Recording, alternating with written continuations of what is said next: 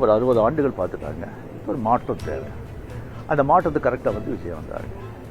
அது வரும்போது கம்ப்ளீட்டாக சினிமா புகழ், 100% சினிமா புகழ் வந்து அவ்வளோ வந்து ஒரு கை கொடுத்துருக்கு. ஒரு நண்பனுங்கிற முறையில், நட்பு முறையில் அவரை போய் நான் பார்த்தேன். விஜய் வந்து சிஎம் ஆகக்கூடாது, பவருக்கு வரக்கூடாது, அதை தடுக்கிறதுக்கு வந்து ரஜினி அங்கே போயிருக்காங்க.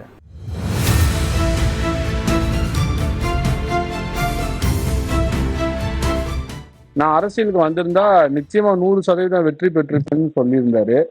அந்த களம் எப்படி சார் இருந்துச்சு அன்னைக்கு?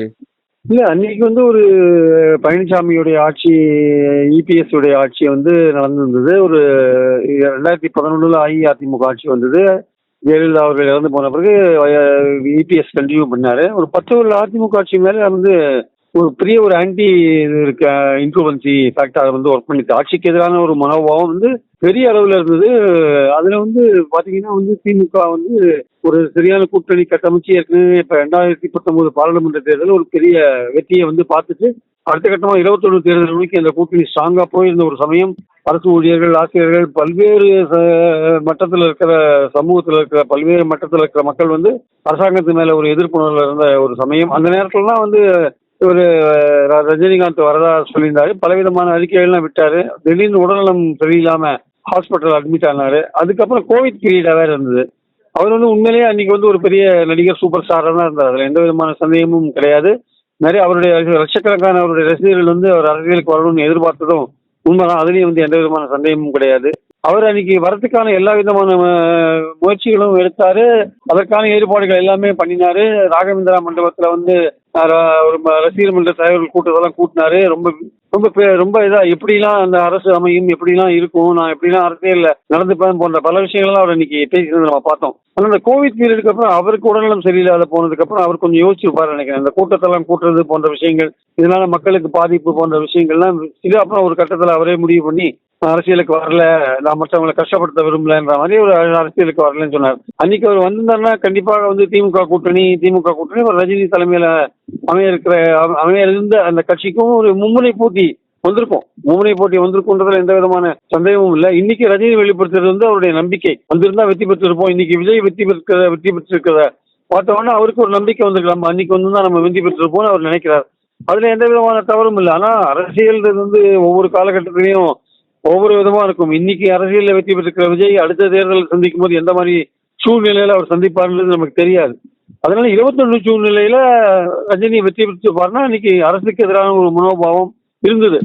இப்போ இன்னைக்கு அதிமுகவுக்கு மாற்றா விஜய்க்கு போட்டாங்க அப்படின்ற ஒரு விஷயம் இருந்தது. அன்னைக்கும் அதிமுகவுக்கு மாற்றா ஒரு அரசியலுக்கு வந்து தான் போட்டிருப்பாங்கன்னா போட்டிருக்கிறதுக்கான வாய்ப்புகள் இருந்தது.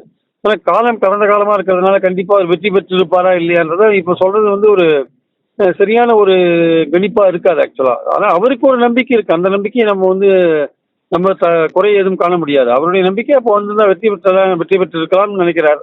அது அவருடைய நம்பிக்கை. அந்த மாதிரி ஒரு விஷயம் நடக்கலன்ற போது இப்போ நம்ம அது மாதிரி நடந்ததா அவர் வெற்றி பெற்றிருப்பாரு இப்ப சொல்றது வந்து சரியா வராது என்பது என்னுடைய கருத்து.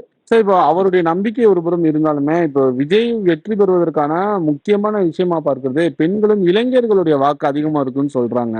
இப்ப இதே ரஜினிகாந்த் கடந்த தேர்தல களம் கண்டிருக்கும் பட்சத்தில் இளைஞர்களுடைய வாக்கு அதிகமா போயிருக்கும்னு நினைக்கிறீங்களா?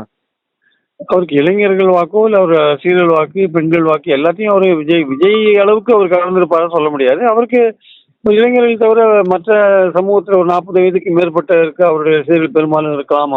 அவங்களுடைய ஆதரவு கிடைச்சிருக்கும். ரெண்டாவது வந்து அன்னைக்கு வந்து அதிமுக ஆட்சி வேண்டாம்னு ஓட்டு போட நினைச்சவங்க மறுபடியும் திமுக வேண்டாம், வேற ஒரு கட்சிக்கு ஓட்டு போடலாம் அப்படின்னு கூட, ரஜினி ஆரம்பிச்ச கட்சிக்கு ஓட்டு போடலாம் கூட நினைச்சிருக்கிறதுக்கான வாய்ப்பு உண்டு. ஸோ அதனால அவருக்கு ரஜினிக்கும் பெண் ரசிகர்கள் இருக்காங்க இல்லையா, அவருக்கும். அதனால வந்து விஜயோடைய விஷயங்கள் வந்து என்டையர்லி வேற மாதிரி போனதை நம்ம பார்த்தோம். இளைஞர்கள், பெண்கள் இருந்தா கூட அவர் வந்து அதையும் தாண்டி பெற்றோர்கள், தாத்தாக்கள், பாட்டிகள் ஓட்டெல்லாம் வாங்குற அளவுக்கு அவர் வேற மாதிரி ஸ்ட்ராட்டஜி கொண்டு போனதுனால வெறும் இளைஞர்கள், இளம் பெண்கள் வாக்கு மட்டும் வாங்கினாரா சொல்ல முடியாது.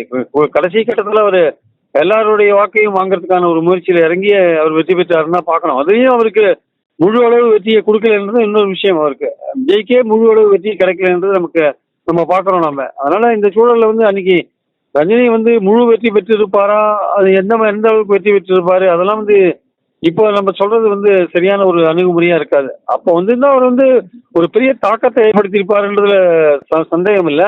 அது என்ன மாதிரியான வெற்றியா மாறி இருக்கும், இல்ல மாறாது இருக்குமா, அது முழு வெற்றியா இருக்குமா, அது போன்ற கேள்விகளுக்கெல்லாம் பதில் சொல்ல ரொம்ப கஷ்டமான காரியம் இப்போ ஆக்சுவலா.